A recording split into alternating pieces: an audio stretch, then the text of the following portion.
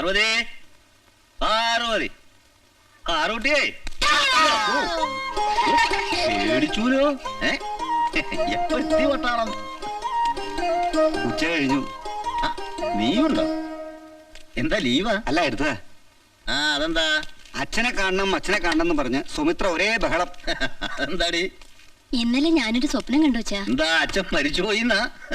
എന്തൊക്കെയായി പറയണേ? എടോ, ഈ റിട്ടയർമെന്റ് എന്ന് പറഞ്ഞാ ഒരുതരം മരണം തന്നെയാ. ബാലനൊന്നും തോന്നണ്ട കേട്ടോ. റിട്ടയർഡ് ആയത് മുതലേ ഇങ്ങനെയൊക്കെയാ സംസാരം. ദേ, തമ്പി സാർ പറഞ്ഞത് മറന്നോ? ഓ, ചിരിച്ചോണ്ട്. ഓക്കെ ഓക്കെ, താനിങ്ങ അടുത്ത് വാ. ചിരിച്ചോണ്ട് ഒരു കർമ്മം നിർവഹിക്കാനുണ്ട്. എന്താ? 1,50,000 ഉറുപ്പികയുടെ ചെക്കാണ്. സൂക്ഷിച്ചു വയ്ക്കുക. നാളെ കൊണ്ടുപോയി ബാങ്കിൽ ഇടണം. ഇതെന്താ?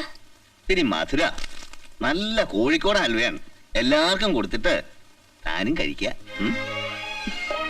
ഇനി ഒരു സാധനം കൂടിയുണ്ട്. തനിക്കുള്ളൊരു സമ്മാനം. ഇടയ്ക്കിടയ്ക്ക് താൻ ആവശ്യപ്പെടാറുള്ള ഒരു സാധനം. എന്താന്ന് പറയാമോ? സിന്ദൂരച്ചപ്പാവും. തോറ്റൂലോ തന്നെ കൊണ്ട് ഞാൻ.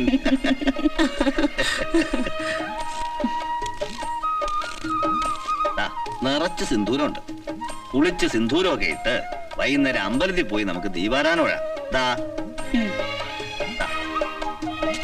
അലുവ തരും.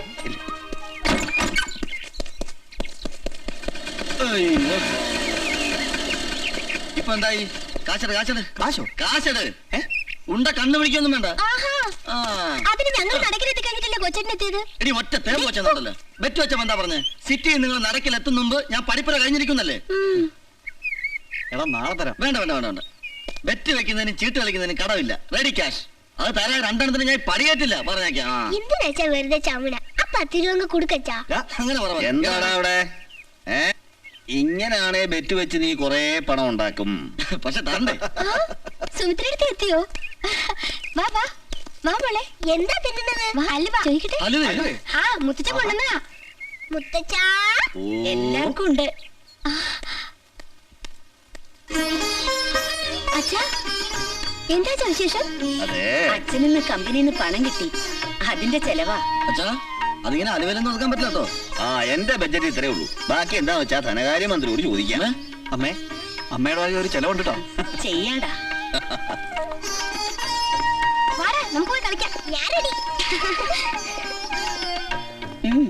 പാലിനൊക്കെ കൊടുത്തു. എല്ലാവർക്കും കൊടുത്തു. അപ്പൊ തനിക്കോ? ഓക്കെ.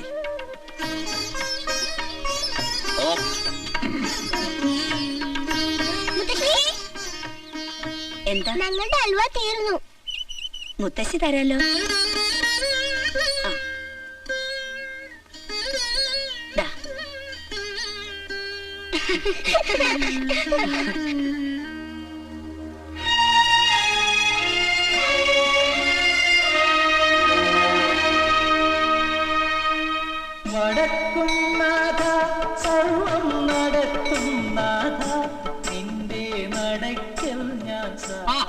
ഇതെന്താ ശിവൻ ആൽത്തറ പ്രതീക്ഷിച്ചിരിക്ക?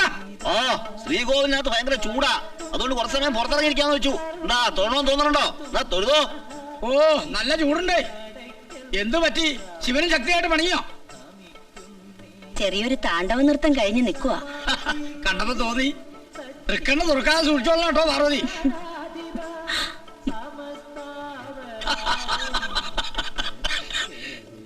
പത്മനാഭേട്ടൻ മോനുമായുള്ള പിണക്കമൊക്കെ മാറിയോ? മാറി. വാശി പിടിച്ച് വെട്ടുക്കും തുട്ടാക്കിയ ജയിലിൽ പോയി കിടക്കാം. അല്ലെങ്കിൽ ഒക്കെ ഉപേക്ഷിച്ച് കാശിയിലോ രാമേശ്വരത്തോ പോയി ഭജന ഇരിക്കാം. അല്ലാണ്ട് എന്താ ചെയ്യാ? വയ്യ. ഈ പ്രായത്തിൽ ഇനി തെണ്ടിത്തിരിയാൻ വയ്യ. ഞാൻ നടക്കട്ടെ, ഒരു വഴിപാടുണ്ട്. പാവം. പാവങ്ങള് ധാരാളം ഉണ്ട് ഈ നാട്ടില്. ഇനിയും പിണക്കം മാറിയില്ലേ മേന്നെ? കൊച്ചു കുട്ടികളെ പോലെ ഇങ്ങനെ. എനിക്ക് ഇത്തിരി കുട്ടിത്തോണെന്ന് കൂട്ടിക്കോളൂ. ആശയോടെ വാങ്ങിക്കൊണ്ടുവന്ന അൽവയാ. അതിൽ നിന്നൊരു നുള്ളെടുത്ത് മധുരം നോക്കാനുള്ള മോഹം താൻ കാണിച്ചില്ലല്ലോ. ഓ, തിന്നാല് മാത്രമേ രുചി അറിയുള്ളൂ. പിന്നെങ്ങനെയാ ജോത്സ്യം വെച്ചിട്ടാ? ജോത്സ്യം ഒന്നും വെക്കണ്ട. കുട്ടികളുടെ മുഖം കണ്ടാൽ അറിഞ്ഞൂടെ? മേനോന് അലുവ മാത്രമല്ലല്ലോ കൊണ്ടുവന്നത്. അലുവ എന്ന് പറയണത് മധുര. അത് ഞാൻ കുട്ടികൾക്ക് കൊടുത്തു. സിന്ദൂരം എന്ന് പറയണത് അതെന്റെ അവകാശ. അത് ഞാൻ നിറയിലിട്ടിട്ടുണ്ട്. കണ്ടില്ലേ? ഓ, പറഞ്ഞു തോൽപ്പിക്കാൻ പണ്ടേ തനിക്ക് ഇത്തിരി മിടുക്ക് കൂടും.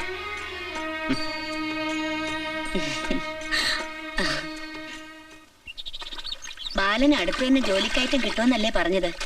പിന്നെന്തിനാ ഇപ്പൊ ജോലി വേണ്ടാന്ന് വെക്കണേ? ഓ, കയറ്റം കിട്ടിയിട്ടും വലിയ കാര്യമൊന്നുമില്ല. എന്തായാലും സർക്കാർ ജോലിയല്ലേ? പഠിപ്പിന് യോഗ്യതയ്ക്കുള്ള ജോലിയല്ല കിട്ടിയെന്നും പറഞ്ഞ് മനസ്സ് മടുത്ത് നടക്കുക പുള്ളിക്കാരൻ. വേണ്ടാന്ന് വെച്ചിട്ട് ഇപ്പൊ എന്താ ചെയ്യാൻ പോണേ?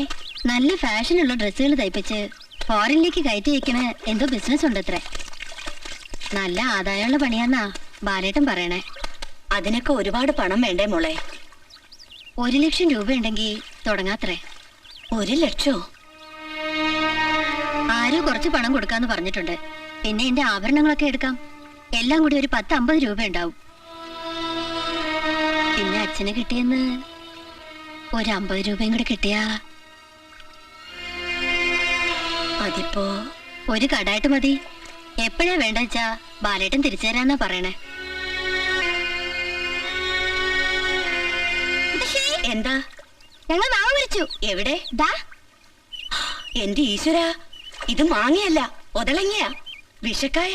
തിന്നോ? ഇല്ല. ഭാഗ്യം, തിന്നാ ചത്തുപോട്ടോ.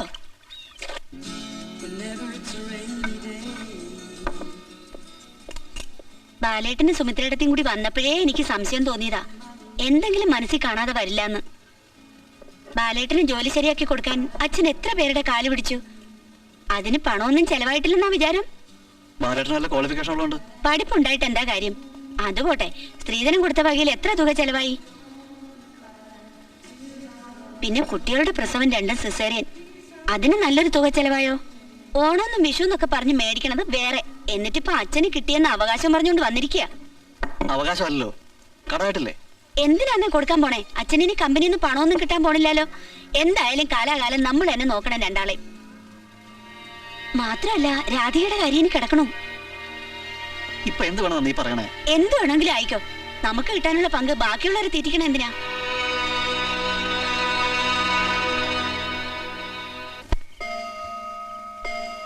മണി 10 എന്താ പറ്റിയേക്കണാവോ? അമ്മേ, ദേ വരുന്നുണ്ട്. കൂടെ എന്താ പറ്റിയെന്നാ തോന്നണേ.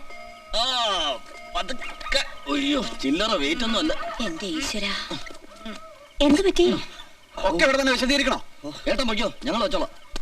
പിടിക്കച്ച, ബാക്ക് വീല് സ്റ്റക്കായി എന്നാ തോന്നണേ. അയ്യോ, അവൻ ആകെ ദേഷ്യം പിടിച്ച് പോയിരിക്കാ. ചെന്ന് കൊല്ലം വിളമ്പിക്കൂടെ. വണ്ടിക്ക് എന്താ പറ്റിയത്? പറ്റിയതല്ല, പറ്റിച്ചതാ. എന്താന്ന് പറ. അതൊക്കെ പിന്നെ പറയാം. അയ്യോ, ഇവിടെ തിരുവിയ മോളെ. ശരിയാ, വല്ല പിണ്ണ തലയോട്ട് ആവി പിടിക്കണം, അല്ലെങ്കിൽ കൈ പോക്കാൻ പറ്റില്ല. നീ ഒന്നും തിരുമ്പി തരണേ. എന്താടി? അച്ഛൻ പറഞ്ഞോണ്ട് ഒന്നും ചെയ്യുന്നില്ല. അയ്യോ, പട്ടികൾക്കൊക്കെ നല്ല പോരായി. കുറച്ച് കൊതി തീർന്നിട്ടുണ്ടാവും. 4-5 കിലോമീറ്റർ തള്ളി മനുഷ്യന്റെ ഊപ്പാട് വന്നു പോയി. വണ്ടിയല്ലേടാ, ചിലപ്പോ അങ്ങനെയൊക്കെ ഉണ്ടാവും. അതല്ലമ്മേ, ഞാനെന്തിനാ ഇനി ദിവസം അങ്ങോട്ടും ഇങ്ങോട്ടും ഇങ്ങനെ വണ്ടി ഓടിക്കണേ? പിന്നെ ജോലിക്ക് പോണ്ടേ? വണ്ടി ഓടിച്ചോടിച്ച് ചങ്ക് കലങ്ങി തുടങ്ങി. ബസ്സിൽ പോവാൻ ബുദ്ധിമുട്ടാണെന്ന് പറഞ്ഞോണ്ടല്ലേ അച്ഛൻ വണ്ടി മേടിച്ചു തന്നത്? അതുകൊണ്ട് എന്താ കാര്യം? വണ്ടിയുടെ അവസ്ഥ കണ്ടില്ലേ? ഇത്ര നാളും അങ്ങനെ തന്നെ അല്ലേടാ പോയത്? ഇത്ര നാളെന്ന് പറഞ്ഞ അച്ഛൻ ഇവിടെ ജോലി ഉണ്ടായിരുന്നു. ഇപ്പൊ അച്ഛന് ജോലി ഇല്ലല്ലോ.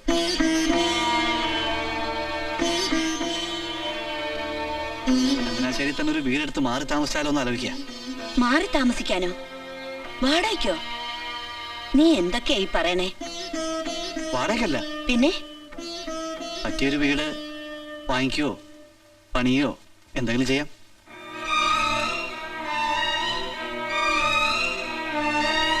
അച്ഛനമ്മ എന്റെ കൂടെ പോരെ?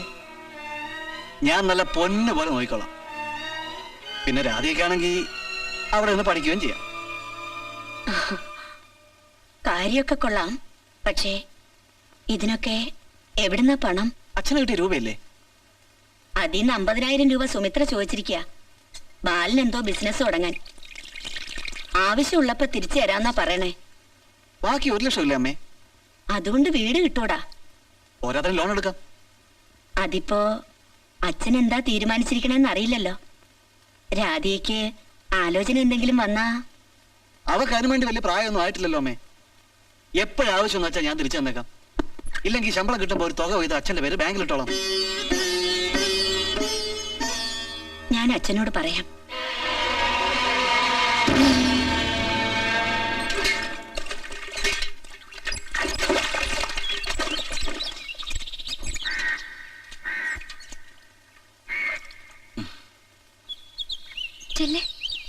ചെന്ന് പറ.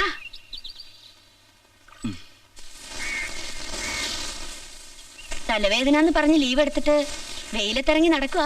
ഇപ്പൊ കുറച്ച് കുറവുണ്ട്.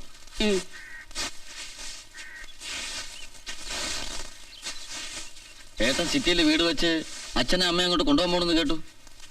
അതൊന്നും തീരുമാനിച്ചിട്ടില്ലടാ. ഇനി പോയാൽ തന്നെ ഞങ്ങൾ സ്ഥിരമായിട്ട് അവിടെ നിൽക്കാനൊന്നും പോണില്ല. കുറച്ചു ദിവസം അവന്റെ കൂടെ, കുറച്ചു ദിവസം നിന്റെ കൂടെ മാറി മാറി നിൽക്കാം. എന്താ? ഞാനും സിറ്റിയിൽ ഒരു വീട് വെച്ചാലോ എന്ന് ആലോചിക്കുക. നിനക്ക് ഈ വീടില്ലേ? ഓ, എനിക്കെന്തിനാ ഈ പഴഞ്ചൻ വീട്? ഞാനും ഏട്ടനെ പോലെ 10-25 കിലോമീറ്റർ പോയിട്ടല്ലേ ജോലി ചെയ്യണേ. നല്ല മോഡേൺ സ്റ്റൈലിൽ സിറ്റിയിൽ ഒരു വീട് വയ്ക്കണമെന്ന് എനിക്ക് വലിയ മോഹം. അതിനിപ്പോ എവിടുന്നാ പണം? അച്ഛന് കിട്ടിയത് എത്രയാന്ന് നിനക്കറിയാലോ. അത് സുമിത്രയും ഹരിയും കൂടി ചോദിച്ചിരിക്കുക. ഈ വീട് വിൽക്കാം.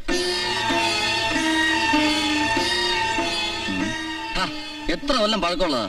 ഏത് കാറ്റത്താ ഇടിഞ്ഞ് വീഴുന്നെന്ന് വല്ല നിശ്ചയമുണ്ടോ? മുത്തശ്ശന്റെയും മുത്തശ്ശിയുടെയും അസ്ഥിത്തറ ഇവിടെയല്ലേ ഉള്ളത്. അത് വിട്ടിട്ട് പോവാൻ അച്ഛൻ സമ്മതിക്കുമെന്ന് തോന്നണില്ല. അമ്മ പറഞ്ഞ അച്ഛൻ കേൾക്കാണ്ടിരിക്കില്ല. ഞാൻ പണിയണ വീട്ടില് അച്ഛനും അമ്മയ്ക്കും നല്ല സ്റ്റൈലിനൊരു ബെഡ്റൂം. അതല്ല, രാധയുടെ കാര്യത്തിന്. അതിന് ഞങ്ങൾക്കും കൂടി ഉത്തരവാദിത്വം ഇല്ല അമ്മേ.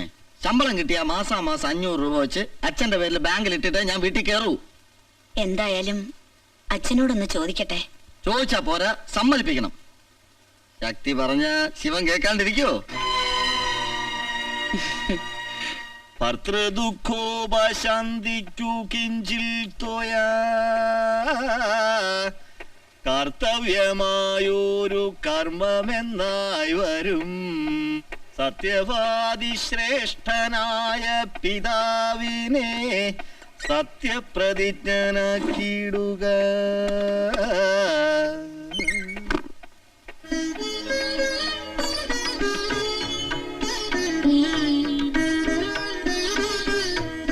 എന്തത്? അലുവേ? മേന്ന് അലുവ കടയിന്ന് വാങ്ങാനല്ലേ പറ്റൂ. എനിക്കിത് വീട്ടിലുണ്ടാക്കാൻ പറ്റും. എന്താ പതിവില്ലേണ്ടത്? കുട്ടികളറിയാതെ നമുക്ക് രണ്ടാൾക്കും മാത്രം കുറച്ചുണ്ടാക്കിയതാ. കുട്ടികൾ അറിയണ്ടേ? അയ്യേ, തനിക്കിത് എന്തു പറ്റി?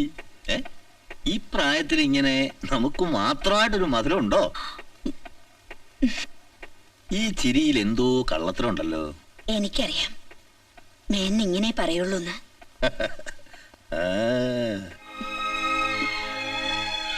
അച്ഛന് കിട്ടിയ പണത്തിന് മക്കള് ചില പദ്ധതികളൊക്കെ കൂട്ടണുണ്ട്. പക്ഷെ ഞാൻ പറഞ്ഞു അച്ഛന്റെ തീരുമാനം എന്താണെന്ന് അറിഞ്ഞൂടല്ലോ എന്ന്.